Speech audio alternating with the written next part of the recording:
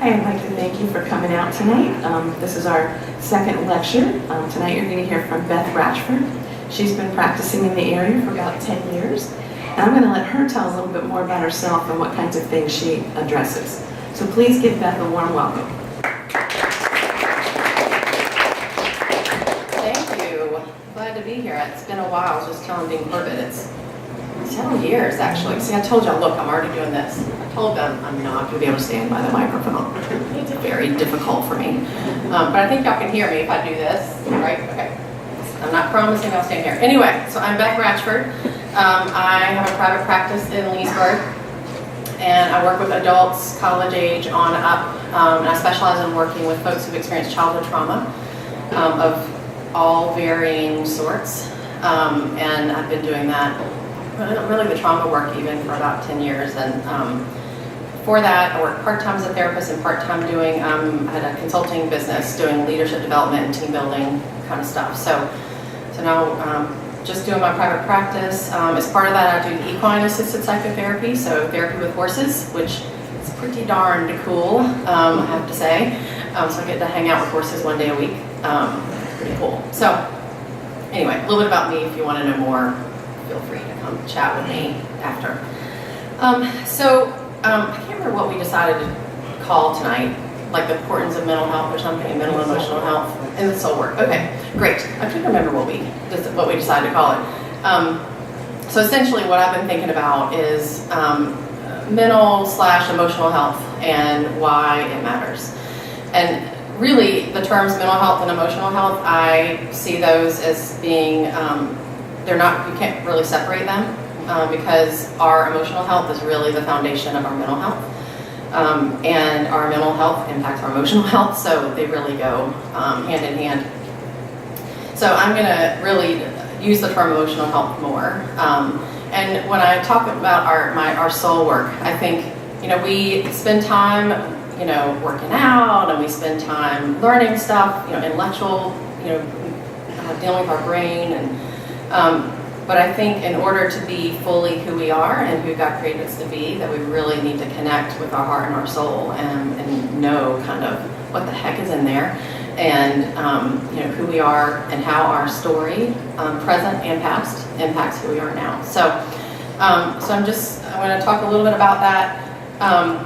To start off, I'm going to talk about what emotional health isn't, in my opinion. And again, let me back up to say that my perspective on all this is based on my own experience and doing my own soul work and my own journey, as well as the work with my clients. I don't have personally lots of research to back it up, all that kind of stuff, but I have lots and lots of stories of healing to back it up.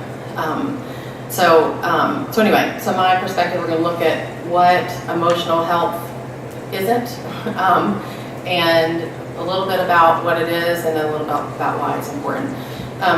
As I'm going along, if you have questions or comments, please feel free to just let me know. We don't have to wait till the end. And what is the time? How much time do I have? About an hour. Okay, 2 hours. Great. Just kidding. I know y'all are dying to get to studying and all that. Okay, so anyway, please feel free to stop me and ask questions or make a comment or push back on something I'm saying or whatever. I welcome that. So, okay, so let's think about first emotional health, what it is not.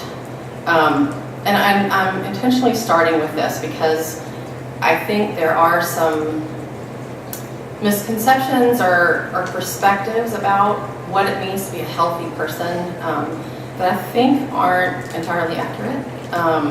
And I'm going to get into why I believe that. But, just wanted to start with the picture of that. So the first thing it's not is emotional health is not an absence of negative emotions. I think sometimes again, this is based on my conversations with a lot of people, sort of this thought that, and honestly, I see it, I see it more with Christians than non-Christians, but that's not really true. I see it across the board, where, if I'm healthy, that means I don't really get angry. I don't really feel sad.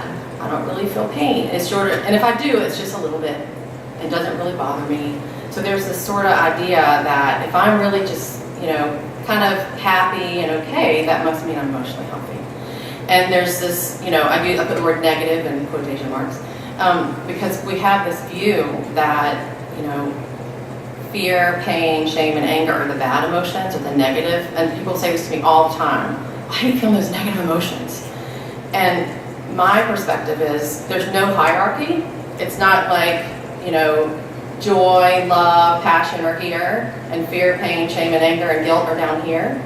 It actually is like this, where there's zero hierarchy, and emotions are morally neutral. So there's no thing is a good or a bad emotion. There's no thing is a better than or worse than emotion. They just are. And so, that's and I'll talk more about this as we talk about what emotional health is, but, absence of negative emotions. I've heard people say, I feel I've never been angry. So, that must mean something good about me because I've never been angry. And I'm like, well, you're talking to a therapist, and it kind of doesn't. It actually means some stuff about you. So anyway, that's a lot of what I do is kind of help people be able to engage with that. And again, I'll talk more about that. Another thing that emotional health isn't is compartmentalizing. So, people will say this awful thing happened, or really difficult experience, and it's really okay. It's a big deal. It's fine. I'm good. I'm moving on. You haven't paused, but you're already moving on to the next thing. And a lot of times people will define that as health because it didn't really bother me. Look, I'm good. And, the deal is things that are difficult, whether they're in our past or childhood or now, do impact us. Now, that's not to say to be healthy means you have to be like wallowing in pain, but this idea of I'm just going to put it over here and move on, and that means I'm healthy, I think is a little off. Now, there are healthy ways to handle situations that are difficult, absolutely. It is possible to experience serenity in the middle of terrible situations. But part of how you do that is connecting with what's real and what's true. Does that make sense? The compartment? Okay. One more thing about the compartmentalizing. I don't want to make it sound like it's like a bad thing, because reality is, I think it's true that anybody in adulthood that can compartmentalize significantly learn to do so in childhood. And the ability to compartmentalize in childhood is actually a good thing. That helps us to deal with whatever's going on that's just way too much for us to deal with as children. So it starts as something that is, okay, this is helping me survive the fact that my mom never hugs me, and that's really painful. I'm just going to put that away and put the need away. So that makes, okay, I can survive that. The problem is we're not intended to live that way, so we get into adulthood, and that gets in our way big time. And so, again, I don't want to make it sound like it's like a bad thing, because again, I don't think it fits in those good or bad categories. I think it just is. I think it's something people do, but it isn't health, in my opinion. This sort of goes with the feelings thing, but if you can keep it together and not let anything bother you and look great on the outside, and that's not health necessarily. I have so many conversations with people, and often, again, this comes from their family system. I had somebody earlier today say, they got the message that we're Smiths, whatever, and Smiths don't do that. There's this kind of, and we look this way, and we take that into adulthood. And I would imagine most people do this. You probably have this experience where you look at this person and all their fun pictures on Facebook, or all their friends, or what they're doing, and you think, they're so, like, they have it all together. They must have no problems. They must not struggle. Because look at them. And here I am, feeling like not so great. So, when you look at that person who looks perfect on the outside, maybe they don't have a lot going on. My experience has been that's not usually the case. So I think I think we get in the comparison trap in terms of defining emotional health based on what other people look like. So it should look like this, and I don't look like that. And so I want to try to be here.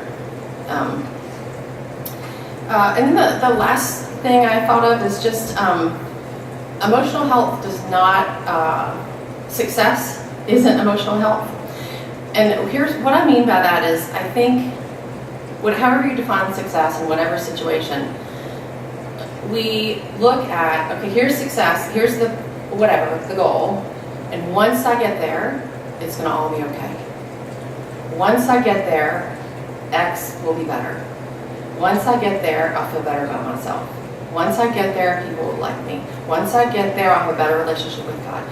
And on and on and on. And so there's this, even though intellectually most people wouldn't say, well, success is emotional health, but there's this belief that once this happens, then everything will be okay.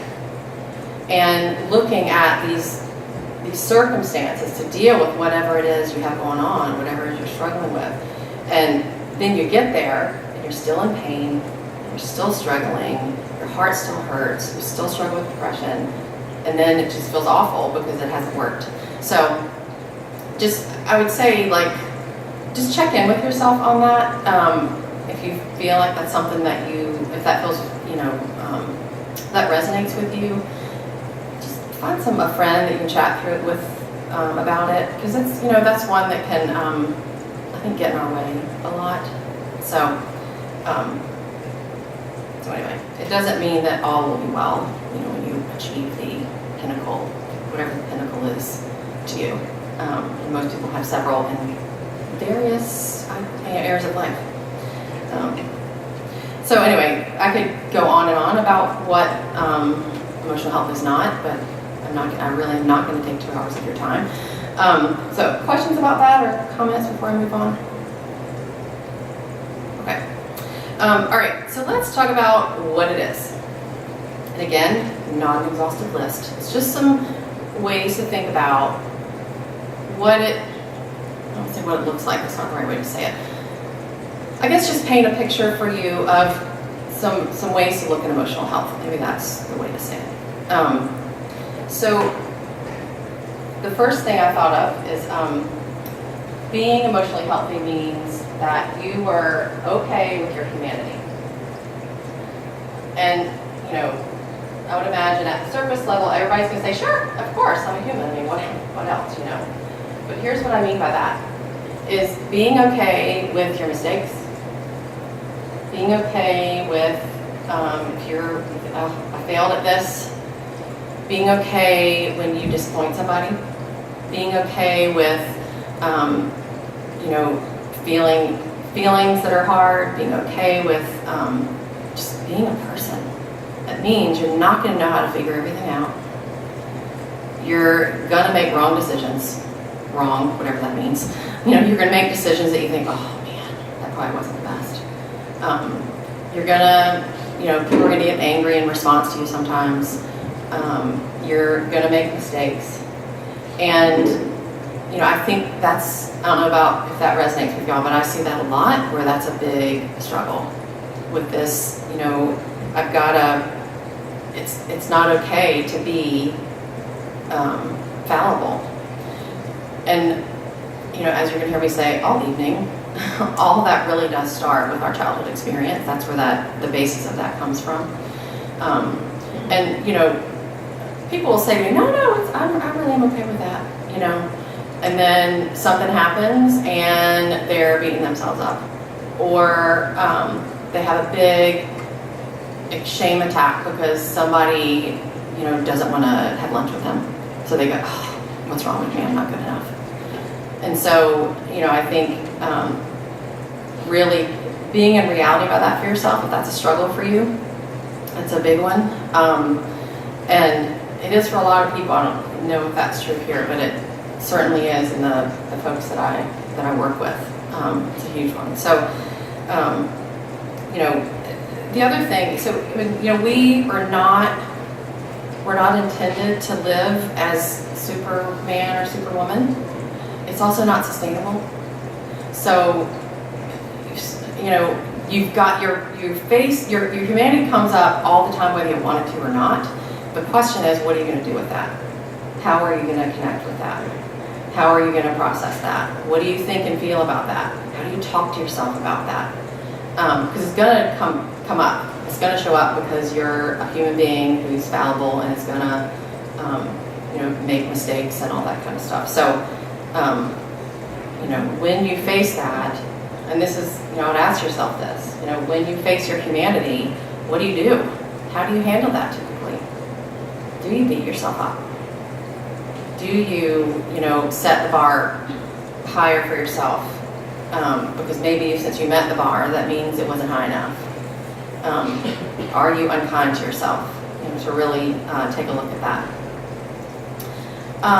Okay, so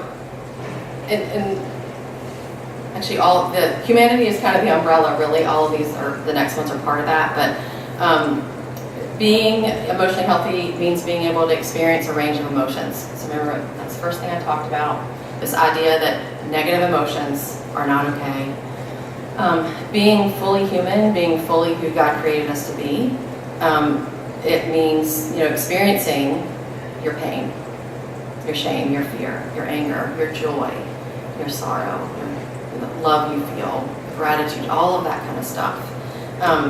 Because kind of, as I said before, those things are there whether we want them to be or not. So, we can say, or people say, I've never really been angry. Well, that's just not true. Now, do I think that person's lying to me? No. I think they genuinely say, because there's no conscious awareness of it. But we all, God created us with all these emotions inside of us. So whether we are aware of them or not, they're there.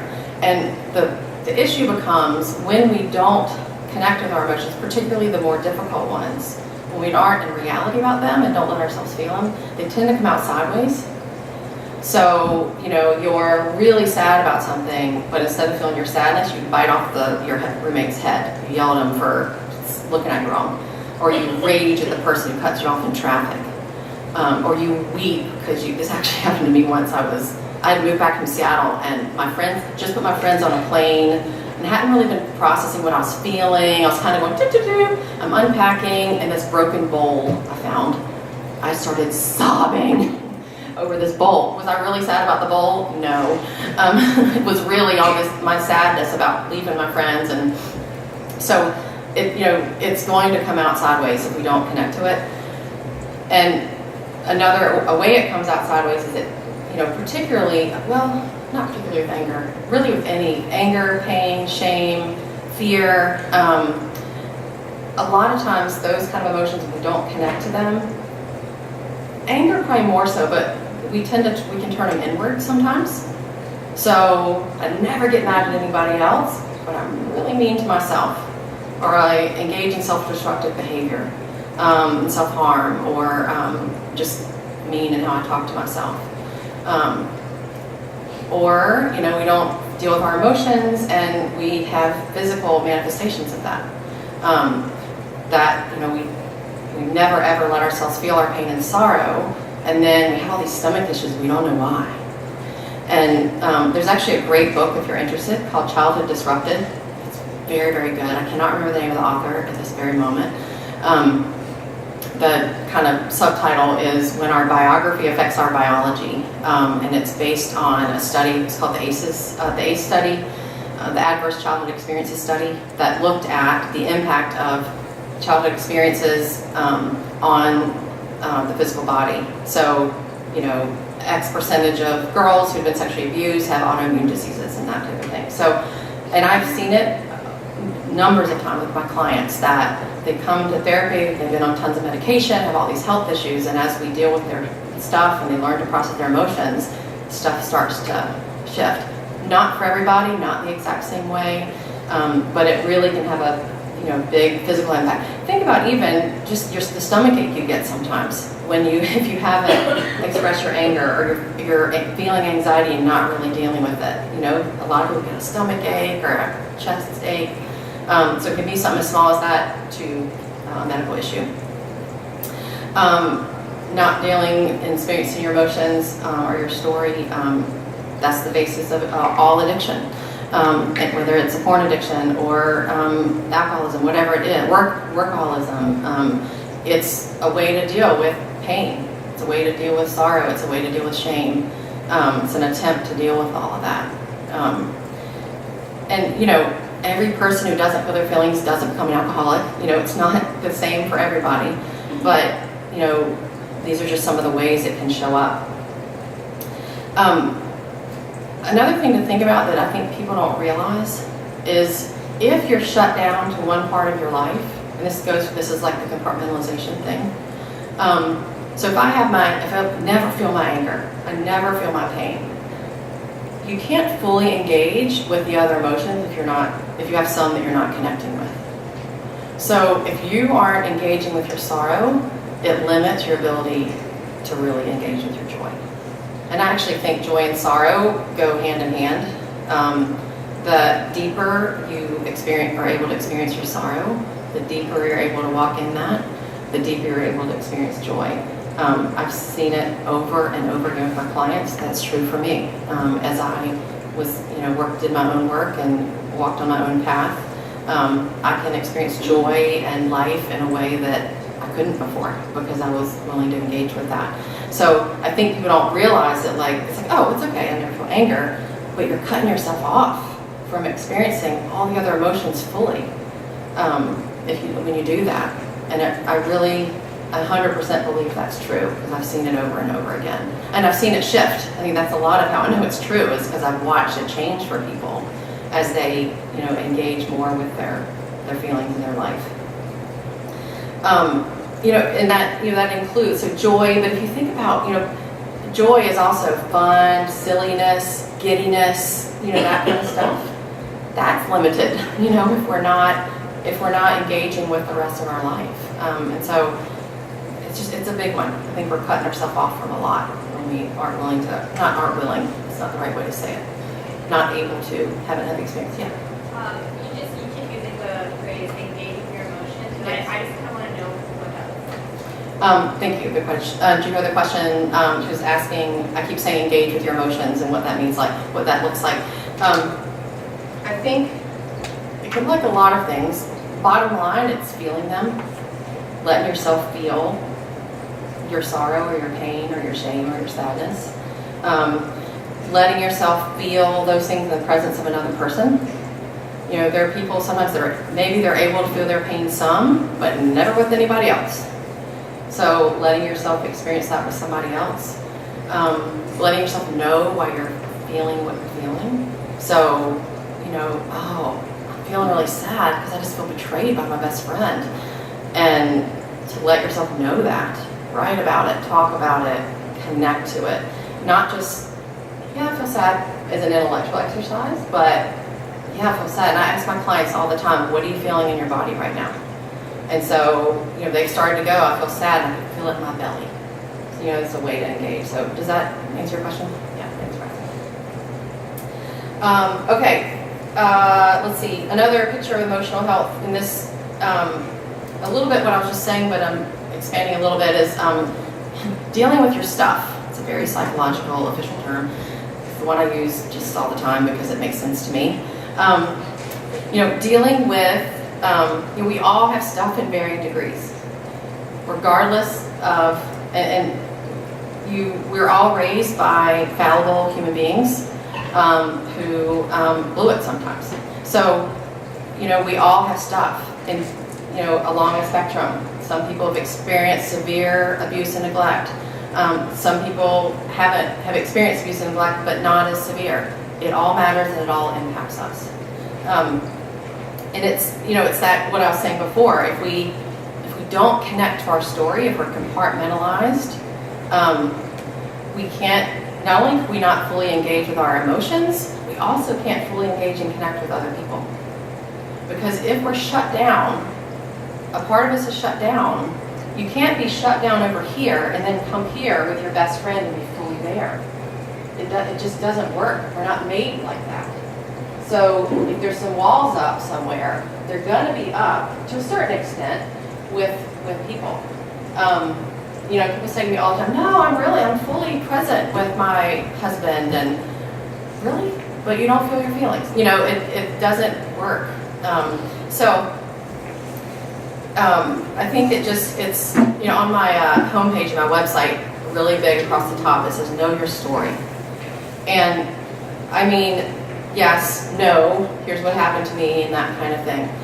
But to know how did it impact you? How did those moments where you were crying, your dad walked out of the room and didn't look at you and touch you, how did that impact you? What did that feel like? How did that connect with, what was that experience like for you? Those are the things, dealing with that that's emotional health. That's the foundation of it, really. Because those things impact us. And that's a little bit of the why, I'll get more into that, but all of that stuff impacts us every single day. And so being emotionally healthy means, dealing with all that stuff, dealing with your present stuff, your experiences now, like I said earlier, to not walk away from a difficult situation and say, oh, I'm fine. Well, are you really? And then do you have people in your life that look at you and say, really? Really? This just happened, you don't feel sad, what is going on? Do you have people like that in your life? If you don't, I'd be curious as to why. Like, I don't have people like that in my life. I wonder what the deal is there. I'd be curious about that. It could be that that's uncomfortable for you. It could be that you kind of are drawn to people who don't think deeply like that. I don't know. It could mean anything. But I would kind of check with yourself on that. But I would, really check in with yourself. Do you have those folks in your life? If you don't and feel like, that kind of like, that freaks me out, then think about that. Like, okay, why does that make you nervous, uncomfortable? Just to really check in with yourself, because it's important that we have that. And the people that we feel comfortable going to them and saying, hey, do you have a minute? I'm a mess. I'm really angry right now, or whatever. Emotional health also is being real with God regardless of what that looks like. So, raging at God if you feel that way toward Him. If you do not get it and you're doubting what He's doing and you say to Him, God, I do not get it. And you know what? I'm not sure you can do this. If you feel that way, take it to Him. He can handle it. Clearly, if you read the Psalms, it's very clear that He can handle, somebody being a bit angry at Him. He can, whatever it is that you bring it fully to Him, whatever that looks like. I just think that's a big piece of emotional health, is being able to do that. Whether it's writing a journal to Him, talking out loud to Him, talking with other people about, hey, I'm not sure what God's doing here and I'm really mad, or I'm scared, or I'm doubting, whatever. Just being able to take it to Him and be real. It's really important.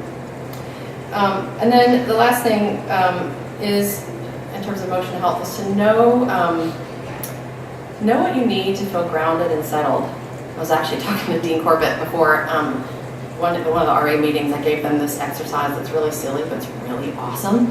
I wasn't going to talk about it, but since you brought it up, I will. I will not demonstrate, because that'd be weird. But you, for example, so you lay down on the floor, and I really want you to demonstrate, but I won't put you in that position. Y'all wondered? No, I'm just kidding. You lay down on the floor and put your legs up on the chair or sofa, for example.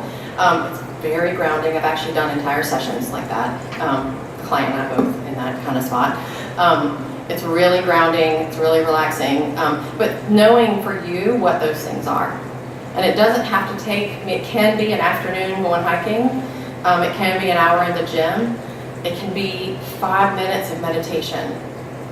It can be just the comfort of drinking your tea out of your favorite mug, wearing your most comfortable sweatshirt. It can be just sitting and saying nothing with your best friend. Whatever it is that is life-giving for you, that is restful for you, that is grounding for you. We even, out here in Loudoun County, we're still in that Northern Virginia hubbub kind of thing. And that frenetic, and as college students, that's just your life. Where you have 50 papers due all on the same day. And, it's really a big part of health is having space inside yourself. I talk to my clients a lot about sort of imagine that we have a tank inside of us, and everyday life, okay, well I have 3 papers due, all right, and then my tire went flat, and then I have 4 people who want me to do something with tonight, and I don't know what to do. Normal life fills up a lot of space. So you're at the top of the tank and it kind of goes just normal life. Then you have all this extra stress and deadlines and stuff, and if we don't create space, here's what happens. Our tank gets like this, and then one little thing happens, and we explode, we have a meltdown, we withdraw, whatever it is that you do in those situations. So having those things every day that create that space inside you is hugely important just to be for your well-being, for your overall well-being. So if you don't have those, hopefully as I'm saying this, you're thinking of those things, you know what those are for you. If you don't, or if you do actually, I would encourage you to give some intentional thinking about it. And maybe, I suggest people do this a lot, you kind of create, okay, here are the things I do, a mixture of things that take 2 seconds, like for example, do you get deep breaths during the day? I cannot tell you how many people I work with that do not take deep breaths. And I have them set a phone reminder and check in with their body during the day, and they realize they're like this, and they've hardly taken a breath. So stopping during the day and breathing from your belly and doing a long exhale. I mean, that can take 2 seconds and go and lower and build that space. So come up with a list of what those things are for you. And then maybe do like a weekly inventory, a little spot check. If you go, okay, these are my go-to things. I've got, I have time with God in the morning, and then I meditate for 5 minutes during the middle of the day, and I go for a walk, whatever. Here are my things. And then you get to the end of the week and you're like, uh-oh, no wonder I'm a big mess and pull my hair out, because out of these 10 things, I've done one day. So it can be a great tool to sort of just do now, this is not a thing to judge yourself on. The goal here is not to get into the week and go, oh man, look, and then beat yourself up for that. So that's not what I'm intending. So it just can be a great inventory to do a little spot check. So anyway, just knowing what you need to feel grounded, creating that space inside yourself is huge for our emotional well-being. Okay, so let's talk a little bit, I gotta get some water, about why the heck this matters. What is the point?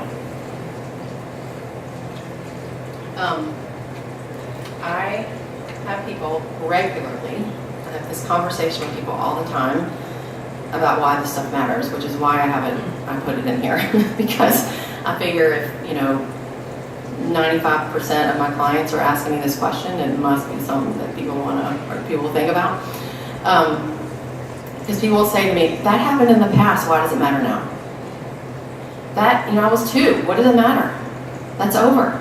I don't talk to that person anymore, it doesn't matter. Well, so what if I don't feel my feelings? Why would I want to feel anger? I think, first of all, it matters because, we operate like it's all in the past, or, oh, that didn't matter. And we kind of go along. We have our, like I said, those things we learned to do as kids to help us manage. And we kind of, manage it. But the reality is that's not reality. To think that we can, that stuff doesn't matter and doesn't impact us. Because it 150% does, 150% of the time with 150% of the people.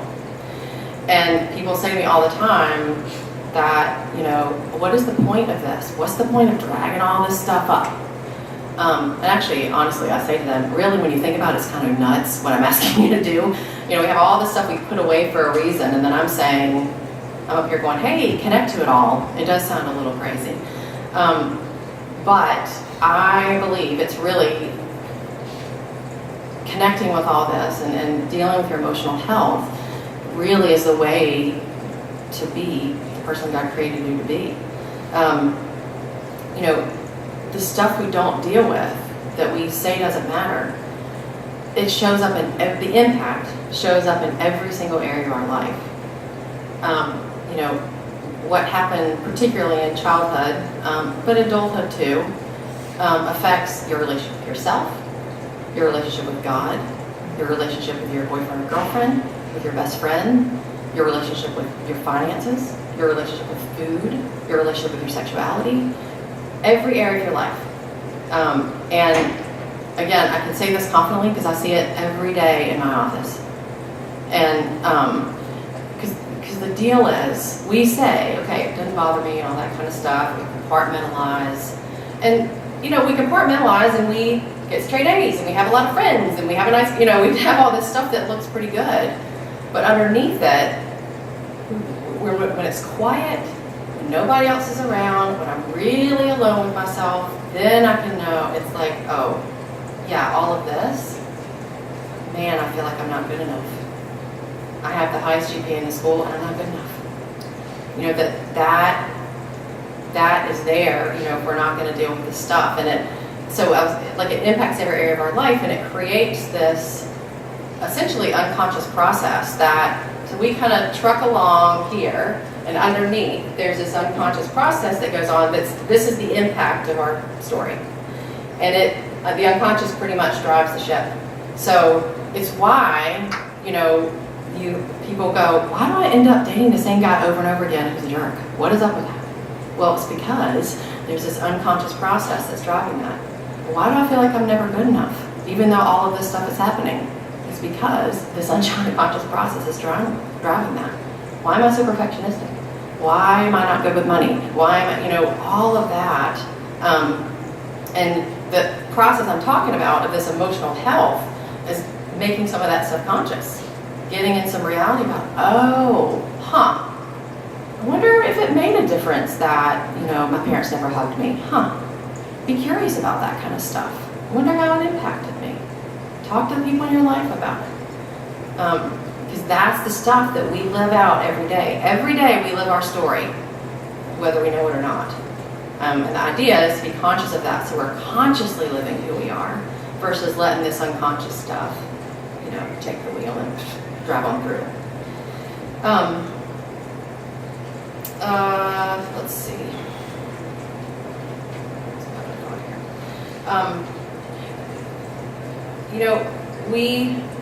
Another reason why it's important, so we're all relational, right? God created us as relational beings. We are wired for connection, deep connection with ourselves, with God, and other people. All the stuff that we don't deal with, we don't connect with, gets in the way of that. Like I was saying, we can't be compartmentalized here and then really fully present over here. It just doesn't work that way. And the truth of the matter is, we cannot love other people well unless we love ourselves well. We can't. Because if we're not loving ourselves well, if we are walking around feeling like, if anybody knew what was really going on in me, they would not. If we walk around with this shame or fear or pain or whatever it is that we're hiding, and all that's going on, that's the block to connection. I'm not saying that you can't have friends and do loving things for them. I'm not saying that, so I'm not negating the whole relationships by saying this. But in terms of deep, soul level connection with another human being, and that varies. You're not going to have a soul level deep connection with everybody you meet.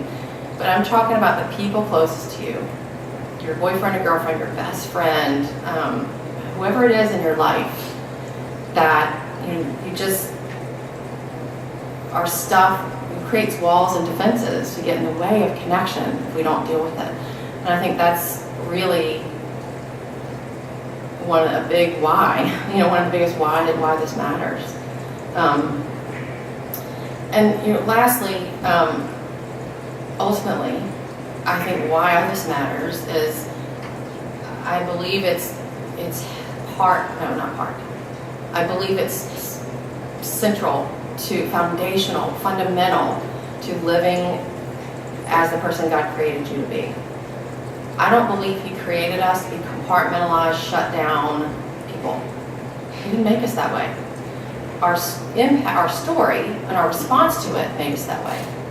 And like I said, when the fact that we're able to do that as a kid, thank God, literally. I really believe our ability to do that is God's design to help us deal with the stuff we have to deal with. So to be able to shut down your feelings, to be able to not let somebody's anger in, to be able to put stuff away. I think God designed, that's the design so that we can survive stuff.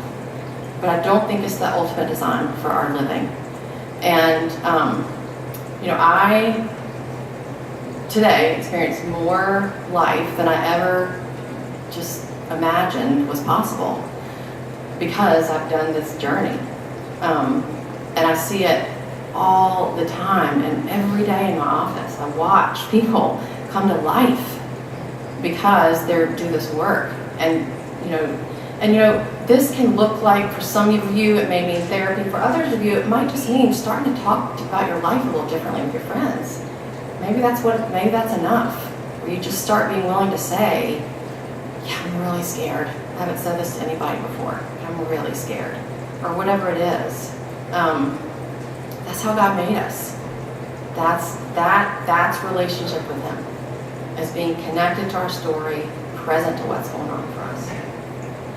I want to close by reading, I don't know if y'all are familiar with Henry Nouwen. Is there any Nouwen fans out there? Okay. Walk, do not run. No, run, do not walk. Thank you, I got that backwards. Go buy any of his books. He is my Desert Island author. Love him. So this is actually a great book to start with if you're interested. It's called The Inner Voice of Love. And he died about 10 years ago. He was a Catholic priest who was in academia, Harvard, Yale kind of guy. And the last 10 years of his life, he felt called to go live with a group of developmentally disabled adults in Canada and was their priest and their caregiver. So he left his high academic world to go be a priest for these folks. Clearly from his writing, he has done this soul work I'm talking about when you read his stuff. And this book actually is in response, it's his journal, he put it into a book, his journal in dealing with a difficult relationship, and it's his processing through that. So anyway, he's so good. So that's my little tip, get you some Henry Nouwen. I have a huge quote of his on the door on the wall of my waiting room. Okay, as you can see, I had trouble picking out which one I was going to read, but this is the one that I'm going to land on. Very short, so bear with me. The title of this little page is called Take Up Your Cross. Your pain is deep, and it won't just go away. It is also uniquely yours because it is linked to some of your earliest life experiences. Your call is to bring the pain home. As long as your wounded part remains foreign to your adult self, your pain will injure you as well as others. Yes, you have to incorporate your pain into yourself and let it bear fruit in your heart and the hearts of others. This is what Jesus means when he asks you to take up your cross. He encourages you to recognize and embrace your unique suffering and to trust that your way to salvation lies therein. Taking up your cross means, first of all, befriending your wounds. I love that. And letting them reveal to you your own truth. There is great pain and suffering in the world, but the pain hardest to bear is your own. Once you've taken up that cross, you'll be able to see clearly the crosses that others have to bear, and you'll be able to reveal to them their own ways to joy, peace, and freedom. And that's my hope for all of you as you kind of walk away from this evening, is that you take up your cross in that way and think about what does it look like to engage with mine, connect with my pain, my fear, my shame, my sorrow, my joy, the love I feel, gratitude I feel. Really let yourself engage with that without holding back, without walls. And for some of you, this might feel like, whoa, I am not so sure I can do this. Because it can feel scary if you've never really gone there. And that's why I'm suggesting, hopefully you have some people in your life that you can talk to about kind of where you are with all this. So we do have a few minutes. I think, does anybody have any thoughts or questions? I can hang out up here too if you don't want to ask your question to the world. All of a sudden it's got really loud in the microphone. I was like, in the world? Did you get that on camera? I'm on the microphone really close. Sorry. I get a microphone, I get a little crazy. Any other thoughts or questions before we close? All right. That's all she wrote. Thank you.